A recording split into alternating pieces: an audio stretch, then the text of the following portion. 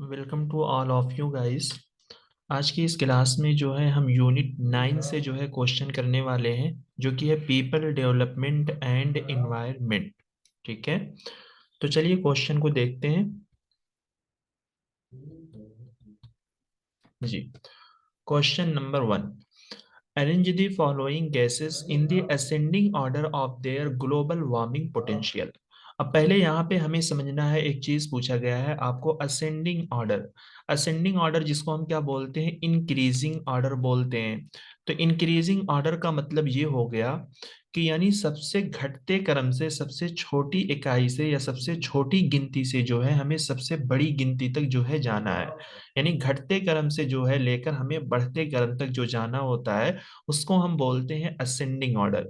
इसी के बरअक्स जो होता है वो आपका डिसेंडिंग ऑर्डर, उसमें हम उल्टा जाते हैं, यानी सबसे बड़े से सबसे छोटे तक हम जाते हैं। ठीक, यहाँ पे हम समझेंगे ग्लोबल वार्मिंग पोटेंशियल। तो यहाँ पे पहले हम इसका सही आंसर देख लेते हैं, उसके बाद जो हम ग्लोबल वार्मिंग पोटेंशियल के बारे में हम जानते हैं, और हर गैसेस का ग्लोबल वार्मिंग पोटेंशियल जो है हम जानते हैं कि किन गैसेस का ग्लोबल वार्मिंग पोटेंशियल कितना है। Global warming potential is a measure how much a greenhouse gas trap heat in the atmosphere compared to the carbon dioxide। तो ग्लोबल वार्मिंग पोटेंशियल में जो है हम इस चीज को मेजर करते हैं, कितनी ग्रीन हाउस गैसेस जो है वो हीट को एटमॉस्फेयर में ट्रैप करती है कार्बन डाइऑक्साइड के कंपैरिजन में। It is used to compare the global warming impact of different gas. तो इसमें हम ये देखते हैं कि डिफरेंट गैसेस का ग्लोबल वार्मिंग इम्पैक्ट क्या होता है वर्ल्ड लेवल पे, ग्लोबल लेवल पे, उसी चीज को कंपेयर करने के लिए यूज किया जाता है। गाइज, अब हमें यहाँ पर इस चीज को देखना है कि global warming potential green house gases का हम कब निकालते हैं या कैसे निकालते हैं, इसका बेस क्या होता है निकालने का। तो ग्लोबल वार्मिंग पोटेंशियल को जो कैलकुलेट किया जाता है पूरे 100 ईयर्स पे जो है कैलकुलेट किया जाता है। और इसमें कैलकुलेट करने का जो एक तरीके से लेवल रखा गया है वो है आपका 1। यानी इसमें जो है कार्बन डाइऑक्साइड को बेस माना जाता है और उसकी वैल्यू जो है दी गई है 1। और उसी कार्बन डाइऑक्साइड को बेस बनाकर हम सारी गैसेस को जो है ग्लोबल वार्मिंग पोटेंशियल वैल्यू निकालते हैं। ठीक है, तो यहाँ पे हम देख सकते हैं कार्बन डाइऑक्साइड का ग्लोबल वार्मिंग पोटेंशियल है 1, क्योंकि इसी को जो है बेस माना जाता है, यही होता है लेवल। ठीक है, फिर उसके बाद अगर आपसे पूछा जाए कि मीथेन का ग्लोबल वार्मिंग पोटेंशियल कितना है, तो आप कह सकते हो कि कार्बन डाइऑक्साइड का 28 गुना जो है इसका ग्लोबल वार्मिंग पोटेंशियल जो है ज्यादा है। नाइट्रस ऑक्साइड का जो है 265 गुना है। इसी तरीके से बाकी दीगर गैसेस का जो है आप ग्लोबल वार्मिंग पोटेंशियल आप देख सकते हो। ठीक है, अब यहाँ पे हम समझ लें, अब हम यहाँ पे अगर हम आंसर की बात करें तो ऑप्शन 2 इसका सही है, क्योंकि ग्लोबल वार्मिंग पोटेंशियल की जो वैल्यू है सबसे छोटी आपकी बनेगी कार्बन डाइऑक्साइड, जो कि है 1। ठीक है, फिर इसी तरीके से CH4 जो है ये मीथेन का फॉर्मूला है, जिसकी है 28। ठीक, इसी तरीके से नाइट्रस ऑक्साइड जिसकी पोटेंशियल वैल्यू है आपकी 256। फिर इसी तरीके से CFC11 का अगर हम देख लें या CFC गैसेस की हम देखें तो ये है 4700 से लेकर 4400 तक है। ठीक है, तो इसका जो है हम अगर 14,000 मान देते हैं, इसका अगर हम 14,000 मान लेते हैं, ठीक है, तो ये आपका हो जाता है सल्फर हेक्साक्लोराइड जो है ये 32,000 गुना जो है ज्यादा है कार्बन डाइऑक्साइड के। ठीक है, तो आप देख सकते हो कि सबसे छोटी वैल्यू हमारी CO2 है, यानी ऑप्शन ए। ठीक है, फिर उसके बाद जो आएगा ऑप्शन बी, फिर उसके बाद जो उससे बड़ा जो आएगा ऑप्शन ई है, फिर उसके बाद डी है, फिर उसके बाद जो है आपका सी है। तो इस एतबार से जो है क्वेश्चन की फ्रेमिंग होती है। तो ग्लोबल वार्मिंग पोटेंशियल वैल्यू अगर आपको समझ में आ जाए क्या होता है क्या नहीं होता है तो बहुत अच्छी बात है। अगर ना भी आए तो आपको एग्जाम पास करने के पॉइंट ऑफ व्यू से आपको इतनी गैसेस का पोटेंशियल वैल्यू आपके माइंड में होना चाहिए, ताकि आप इंक्रीजिंग एंड डिक्रीजिंग ऑर्डर में जो है इस चीज को लगा सकें। ठीक, चलिए question 2, which among the following are global scale phenomena. तो फॉलोइंग में से आपको बताना है कौन सा एक ग्लोबल फिनोमिना है, यानी दुनियावी लेवल पे आप बोल सकते हो, पूरे विश्व लेवल पे, पूरे वर्ल्ड लेवल पे जो है कौन से फिनोमिना इसमें से है जो पूरे वर्ल्ड लेवल पर होते हैं, ग्लोबल लेवल पर होते हैं, आलमी सतह पर होते हैं। तो इसमें अगर आप देखोगे, एक है एयर पॉल्यूशन। देखिए एयर पॉल्यूशन जो है ये एक आपका एक ऐसा फिनोमिना होता है जो पूरे ग्लोबल लेवल पे नहीं होता है, क्योंकि एयर इंडेक्स की जो रिपोर्ट आती है आप देखते हो उसमें कंट्री वाइज या सिटी वाइज जो है ये डिक्लेयर किया जाता है कि ये सिटी या फिर ये कंट्री जो है बहुत ज्यादा पॉल्यूटेड है।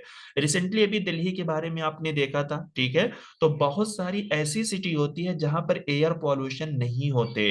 तो एयर पॉल्यूशन एक ऐसा फिनोमिना है जो आपका लोकल लेवल का हो सकता है, नेशनल लेवल का हो सकता है, लेकिन इसको ग्लोबल लेवल पर जो है डिक्लेयर नहीं किया जाता। हाँ, ओजोन लेयर जो हमारी डिप्लीट होती है, खराब होती है, ये ग्लोबल लेवल की है। ग्लोबल वार्मिंग इसके साथ वर्ड ही ग्लोबल लगा हुआ है जो कि ये पूरी दुनिया को लिए हुए है।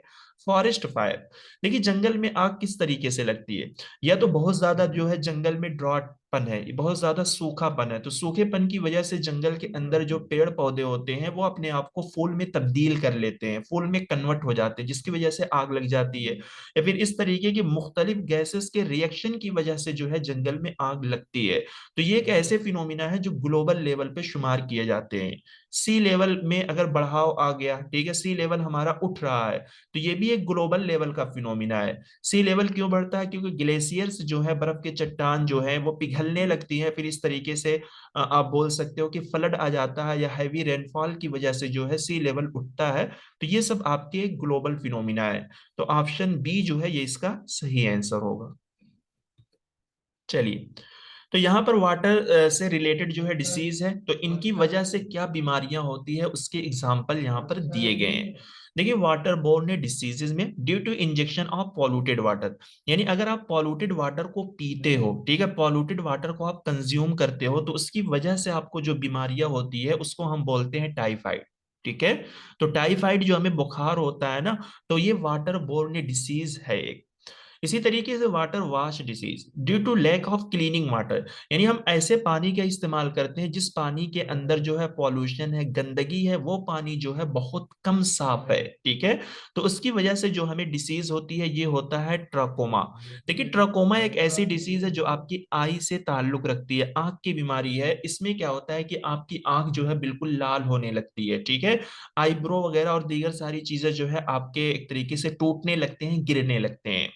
Water based disease due to contact with polluted water, यानी अगर गंदा पानी है, ठीक है, उस गंदे पानी में आपका कनेक्शन हो जाता है, या उस गंदे पानी को आप टच कर लेते हो, या उसमें आप एक तरीके से उस पानी को आप छू लेते हो, तो उससे जो आपको बीमारी होती है उसको हम बोलते हैं इस्हिस्टोसोमाइसिस, ठीक है।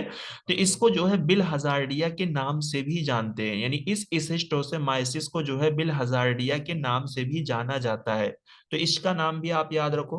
वाटर रिलेटेड डिसीज में due to habitation of disease causing parasites in polluted water, यानी गंदे पानी में अगर पैरासाइट पाए जाते हैं, कीड़े पाए जाते हैं, तो वो कीड़े क्या होते हैं जिनको हम मच्छर की शक्ल में याद रखते हैं, ठीक है। तो उन मच्छरों के काटने की वजह से जो हमें बीमारियां होती है उसको हम आमतौर पर मलेरिया का नाम जो है देते हैं। तो बहुत ही अच्छा क्वेश्चन था, बहुत ही कायदे से इस क्वेश्चन की फ्रेमिंग की गई है। तो ये चीज जो है, ये टर्म आप लोग जरूर अपने माइंड में रखो, इंडिविजुअली जो है इनसे क्वेश्चन बन सकते हैं। चलिए, what is the correct sequence from lower number to higher of which of the following related to the sustainable development goal. तो देखिए सस्टेनेबल डेवलपमेंट गोल की बात की गई है और इसमें यहाँ पर आपको लोअर नंबर टू हायर लगाना है। तो अगर आपका माइंड कुछ काम करता है तो नंबर ऑफ पब्लिकेशन, देखिए जब से एसडीजी जो है आपका डिक्लेयर किया गया है 2015 से, और इसका टारगेट जो है 2030 तक है, ठीक है, तब से न जाने कितनी ज्यादा पब्लिकेशन, इसकी कितनी ज्यादा जो है रिपोर्ट आ गई है। तो हम बोल सकते हैं कि पब्लिकेशन एक ऐसी चीज है जो हमेशा आती ही रहती है और अभी तक आ रही है, 2030 तक आती रहेगी। बाकी गोल तो आपका फिक्स हो गया ना कि इसके अंदर जो है हमने 17 गोल रख दिए, ठीक है। और 169 जो है आपके टारगेट हो गए, 232 जो है आपके इंडिकेटर हो गए। तो सबसे लोअर हमारा होगा वी, ठीक है, यानी पहले आएगा बी आएगा, फिर इसी तरीके से आपका सेकंड नंबर पर सी आएगा, थर्ड नंबर पे आपका डी आएगा, और इसी तरीके से फोर्थ नंबर पे आपका ए आएगा। तो option three is the correct answer. अब देखिए यहाँ पे इस चीज को अगर आपको याद रखने में दिक्कत होती है, जैसे 17 का टेबल अगर आप 10 बार लेकर जाते हो तो कितना होगा, 17 10 से आपका हो जाएगा 170, ठीक है, 17 दहम्मा 170। तो अगर 170 में से आप एक माइनस कर दोगे तो वो आपका हो जाएगा 169 जो है इसके टारगेट है। बाकी इंडिकेटर को जो है आप अपने माइंड में रख सकते हो। ठीक, चलिए।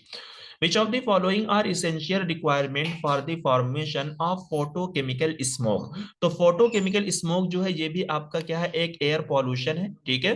तो ये फोटोकेमिकल स्मोक के फॉर्मेशन के लिए जो है किस पॉल्यूशन की रिक्वायरमेंट होती है, यानी किन पॉल्यूशन के मिलाप की वजह से या किन पॉल्यूशन के कम्बिनेशन की वजह से फोटोकेमिकल स्मोक का फॉर्मेशन होता है।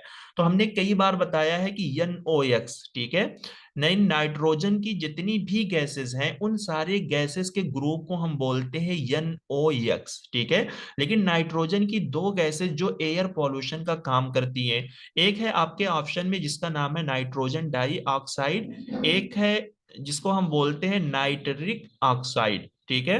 तो नाइट्रिक ऑक्साइड का मतलब होता है जिसका फार्मूला है NO, ठीक है। तो यानी नाइट्रोजन डाइऑक्साइड एंड NO जिसको हम नाइट्रिक ऑक्साइड बोलते हैं, जब इन दोनों को हम कंबाइन कर देते हैं, मिला देते हैं, तो इनकी कैटेगरी को या इनके ग्रुप को हम NOx का नाम देते हैं, ठीक है।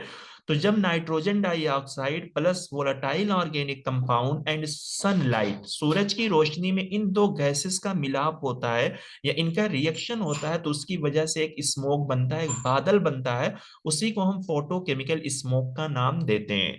तो option 4 is the correct answer.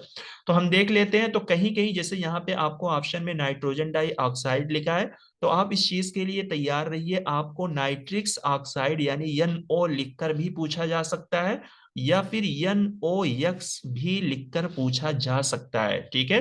क्योंकि NOx के अंदर जो है नाइट्रोजन डाइऑक्साइड एंड नाइट्रिक्स ऑक्साइड, यही दो गैसेस आती हैं जो कि एयर पॉल्यूशन का काम करती हैं, ठीक। तो इनसे क्वेश्चन कई बार आते हैं, बट बच्चे कंफ्यूज रहते हैं NOx में, NO में, नाइट्रोजन डाइऑक्साइड में। तो ये चीज जो है आप लोग यहाँ पर क्लियर कीजिए। चलिए, क्वेश्चन नंबर है 6।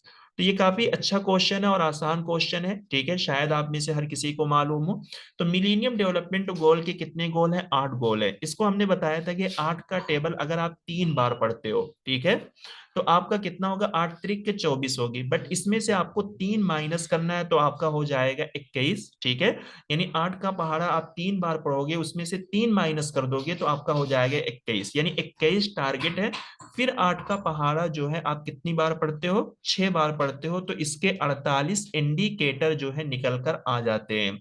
तो मिलेनियम डेवलपमेंट गोल के अंदर 8 गोल हैं, 21 टारगेट हैं और 48 इंडिकेटर है।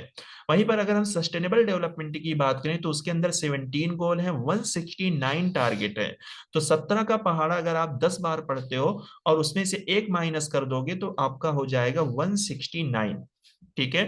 तो काफी अच्छा क्वेश्चन है। तो आज की क्लास को जो है यहीं पर खत्म करते हैं। उम्मीद करते हैं कि क्वेश्चन आप लोगों को समझ में आया होगा।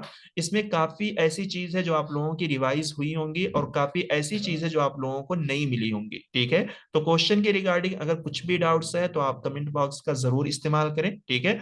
आपके डाउट्स को जो है सॉल्व किया जाएगा, आपको बताया जाएगा। बाकी तब तक के लिए बने रहिए हमारे साथ, चैनल को सब्सक्राइब कीजिए, ठीक है, वीडियो को लाइक कीजिए, शेयर कीजिए और लेटेस्ट वीडियो के लिए हमारे साथ जुड़े। Thank you.